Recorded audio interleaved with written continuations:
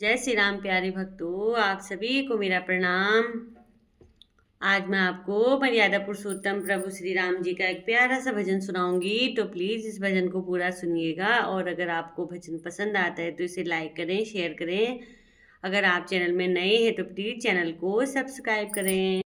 बोलिए मर्यादा पुरुषोत्तम प्रभु श्री राम जी की जय हो, माता जानकी की जय हो, पवन पुत्र वीर हनुमान जी महाराज की जय हो।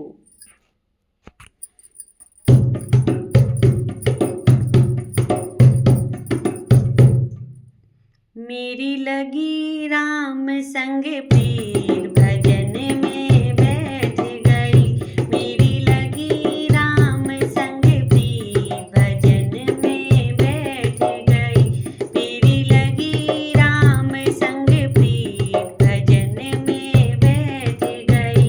मेरी लगी राम संग प्रीत भजन में बैठ गई।